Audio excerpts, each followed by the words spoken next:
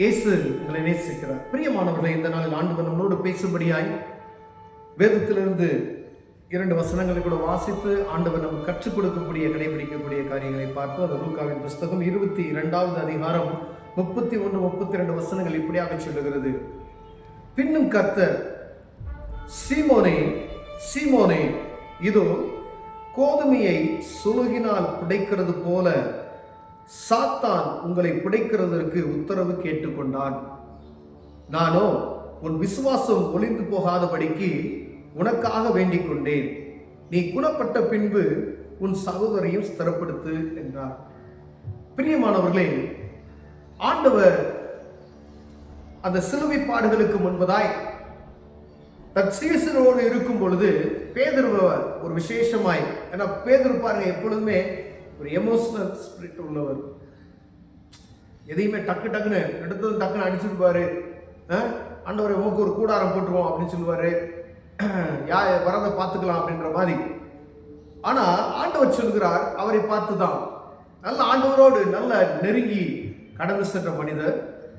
ஆண்டவர் சொல்றாரு, சீமோனே, உன்னை சாத்தான் சொலகுல போட்டு புடைக்க போறான், என்கிட்ட பெர்மிஷன் வாங்கியிருக்கான். உன் விசுவாசத்தை ஒழித்து போகும்படி நீ ரட்சிப்பின் அனுபவத்தை விட்டு பின்னோக்கி போடும்படி, நீ என்னை மறுதளிக்கும்படியாய் உன்னை சொலகுல புடைக்கிறது போல புடைக்கிறதுக்கு உத்தரவு பெற்றுக் கொண்டிருக்கிறான். ஆனா நான் உனக்கான என்ன செய்றேன்? ஜெபம் செய்வேன். நீ ஸ்திரப்படு. நீ ஸ்திரப்பட்டதுக்கு பின்பதாய் நீ போய் உன் சகோதரர்களையும் ஸ்திரப்படுத்து அப்படின்னு சொல்ற. ஆண்டவர் ஒரு விசேஷித்த ஒரு கிருபையை பேதுருவின் மீது வைக்கிறதை நாம் பார்க்க முடிகிறது. பிரியமானவர்களே, பேதுருவின் மீது தான் அந்த சபையை உன் மேலதான் கட்டுவேன் அப்படின்னு சொல்றாரு. இப்ப பாருங்க, ஆண்டவர் இந்த குறிப்பிட்ட மனிதருக்கு ஆண்டவர் விசேஷித்த ஒரு கிருபையை கொடுத்திருக்கிறார். பாரு, நீ ஸ்திரப்படு. அப்ப ஒரு தலைவர்களாக இருக்கப்பட்டவர்கள், ஆண்டவர் விசேஷமாக அழைக்கப்பட்டவர்கள் எல்லாருக்குமே ரொம்ப கவனமாக இருக்கும்படியாய், உங்க குடும்பம் ஒரு சின்ன குடும்பத்துல இருந்து எடுத்துக்கலாமே, ஒரு 4 பேர் இருக்க குடும்பத்தில் வச்சுக்கலாம். இப்ப ரட்சிக்கப்பட்ட அனுபவம் நிறைந்த தாயோ தகப்பனோ இருக்காங்கன்னு வச்சுக்கோங்களேன். அவங்க ரட்சிப்பின் அனுபவத்துக்குள்ள இருக்கிறாங்க.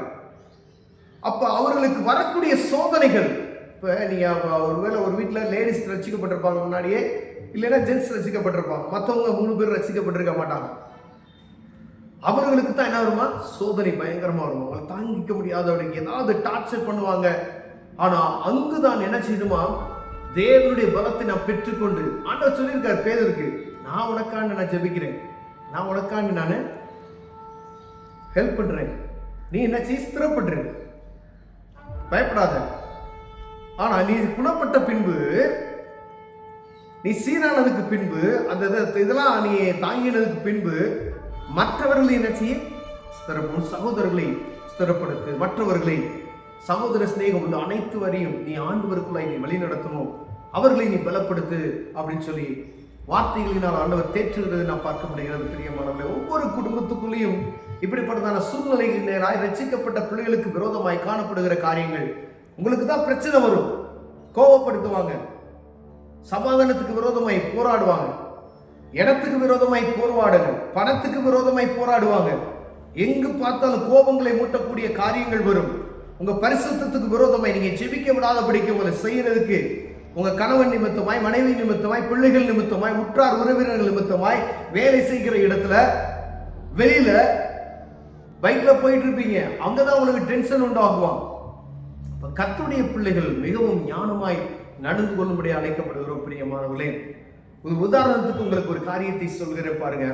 அங்கே ஒரு இடத்துக்கு ப்ரேயருக்காண்டி நடந்து காரில் போயிட்டு இருந்தோம். ஒரு குறிப்பிட்ட இடத்துல காரு ரொம்ப இழுக்க முடியல, ரொம்ப ஏற்றமான ஒரு இடத்துல. அப்போ வண்டியை வேற வழியில் நல்ல வேகமாக வந்தால் தான் அதில் போகக்கூடிய ஒரு சூழ்நிலை. நாங்கள் போகிறது ஒரு ப்ரேயர், ஒரு காட்டேஜ் ப்ரேயர் நடத்துறதுக்காண்டி. அப்போ வண்டி என்ன செய்யணும், குறுக்க அப்படியே செக் பண்ணிடுவோம். ஒரு பைக்கில் வேகமாக வரான். வந்து வண்டிக்கிட்ட நிற்கவுமே வந்து ஆரன் அடிக்கிறான். நான் வண்டியை ஸ்டார்ட் மூவ் பண்ண முடியாமல் நின்றுட்டு. அப்போ அந்த நேரத்தில் கோபத்தில் டேயின்னு கத்திட்டு, அவன் என்ன செஞ்சுனா, கொஞ்ச நேரத்தில் போய் நான் ஒரு ப்ரேயர் நடத்த போகிற இடத்துக்கு முன்னாடி போய் அந்த நாங்கள் இறக்கி விட்டுட்டு அடுத்த இடத்துக்கு போகணும். பாருங்க, அவன் பண்ண பயங்கரமான அட்டகாசம் பார்த்தீங்கன்னா, நீ ப்ரேயர் பண்ண விடாதபடிக்கு என்னென்னலாம் செய்ய முடியுமோ, வண்டியை அடிச்சிருவேன்றா, கொன்றுவேன்றா, வெட்டிடுவேன்றா, என்னென்னமா பேசுகிறான். லோக்கலில் தெரிஞ்ச பயிலு. அப்ப ஒரு நொடி பொழுது கோபம் அப்படின்னு சொன்னது அவ்வளவுதான். ஆனா அதை வைத்து சத்ருவானவன் நம்முடைய ஆவிக்குரிய வாழ்க்கையை நாசப்படுத்துவதற்கு, ஒருவர் அந்த இடத்துல ரட்சிப்பின் அனுபவத்தை பெற்றுக்கொள்வதற்கு அந்த நாட்கள்ல அந்த இடத்துல ஆட்கள் நிறைய பேர் இருந்திருப்பாங்க, அதை தடை பண்ணுவதற்கு அநேக போராட்டங்களை உண்டாக்குவான் பிரியமானவர்களே. அப்ப ஊழியத்தின் பாதையில் நீங்க கடந்து செல்லும் பொழுது அந்த யாரா இருந்தாலும் சரி, கூட ஒரு 5 பேர் போறீங்கன்னா ஒவ்வொருவரும் ஞானவான்களாய் நடந்து கொள்ளும். ஆண்டவர்கிட்ட ஜெபம் பண்ணி கேட்டு வாங்கிட்டு வரணும்.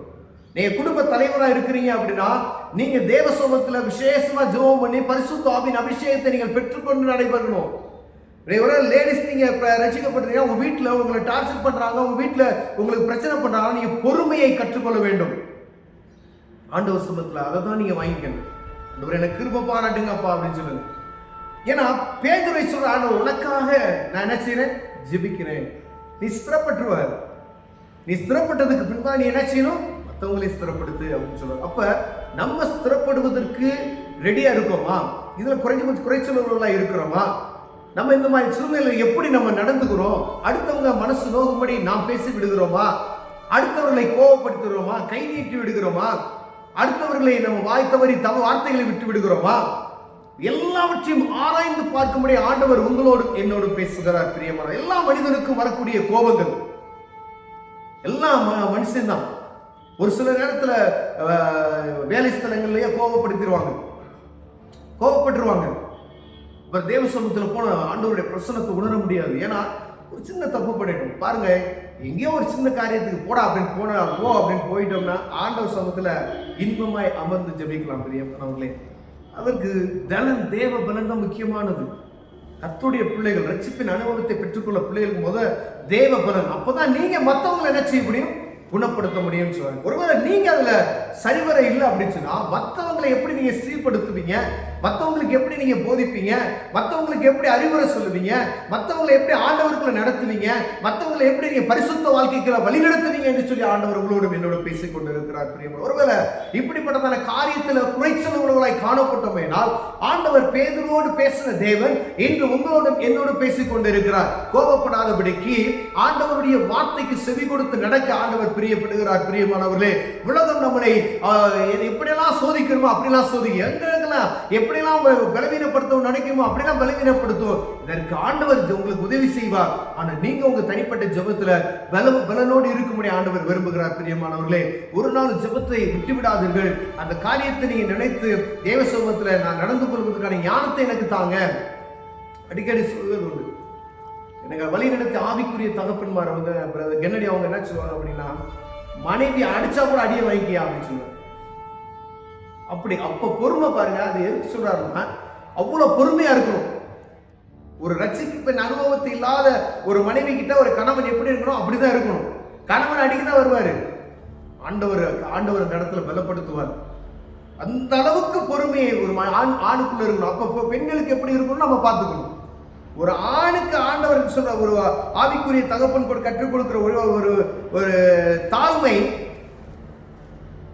அதே போல பெண்கள் எவ்வளவு தாழ்மையை நடந்துக்கணும். உங்க மூர்க்கத்தை காட்டாதபடிக்கு. ஒரு ஆத்துமா ரட்சிக்கப்படணும்னா, உங்க கணவன் ரட்சிக்கப்படணும்னா, உங்க பிள்ளைகள் ரட்சிக்கப்படணும்னா நீங்க பொறுமையா தான் போகணும்.